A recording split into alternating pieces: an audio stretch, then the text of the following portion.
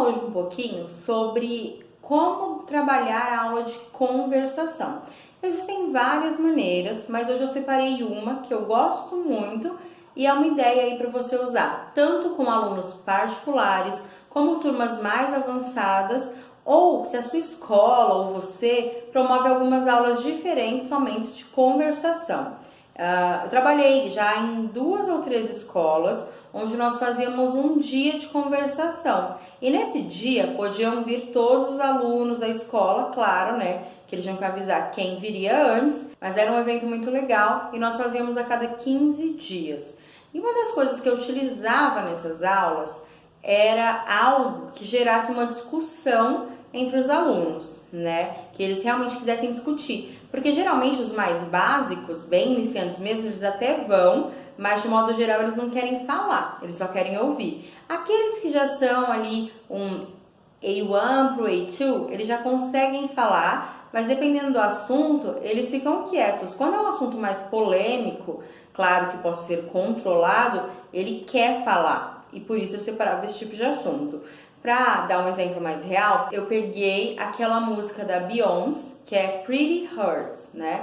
Pretty Hurts é uma música antiga, mas ela trata padrões de beleza. E aí eu montei uma apresentação de slide, onde a apresentação começava com essa música, né? Então ela iniciava com Pretty Hurts, a pessoa via lá o clipe da música e ouvia a música ao mesmo tempo.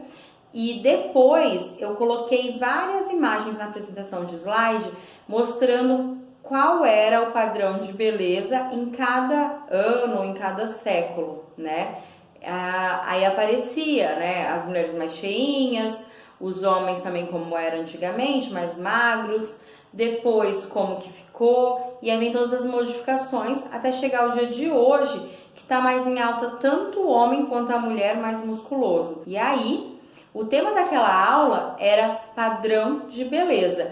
Antes eu já divulgava, olha, a aula vai ser sobre padrão de beleza, porque aí os alunos já pesquisavam um pouco o conteúdo e tudo mais, mas eles não vinham preparados para apresentação de slide, que era sempre uma coisa que chamava muito a atenção deles. E aí, depois disso, eu colocava algumas perguntas no final da apresentação de slide, onde apareciam já tópicos, né?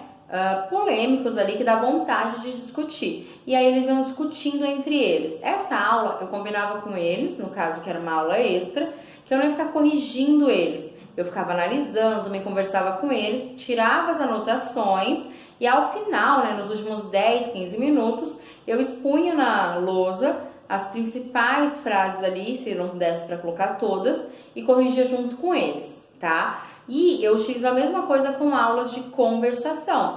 Claro que quando é uma aula que o aluno ele vai ter 1 hora de aula comigo, uma apresentação de slide dessa tomaria muito tempo. Então eu envio isso para o aluno antes da aula com as perguntas centrais já também. E também faço a mesma coisa quando é, por exemplo, um texto de um tema polêmico. Se é um aluno particular, eu envio para ele o texto antes, ele faz a preparação de aula, porque ele vai ler o texto, ele vai buscar palavras que ele não conhecia, ele vai responder algumas perguntas já sobre o texto. E aí, quando ele chegar na aula, nós vamos discutir sobre aquilo, ou se for a aula online, quando a aula iniciar, nós vamos discutir sobre aquilo.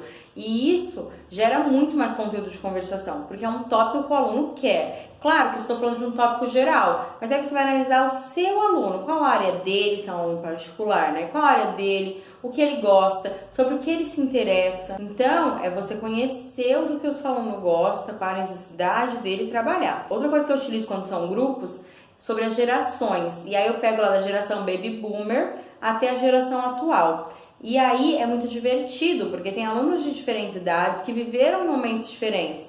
E aí, dependendo da idade do aluno, tem coisas que ele nem sabe o que era. Então, nessa apresentação de slide, eu começo também com uma música de fundo e eu coloco desde a geração Baby Boomer, coloco quais as características principais daquela geração e mostro roupas, cabelo que estava na moda, qual era a diversão daquela época.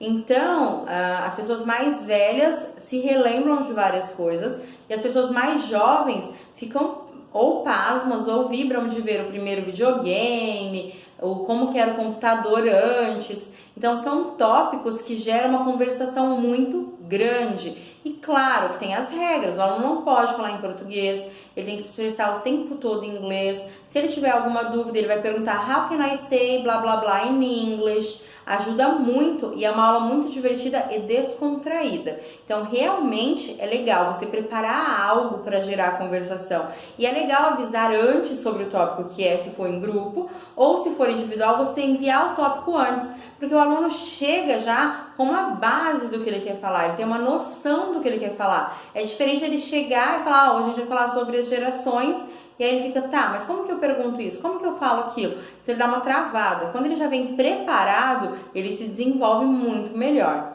tá bom?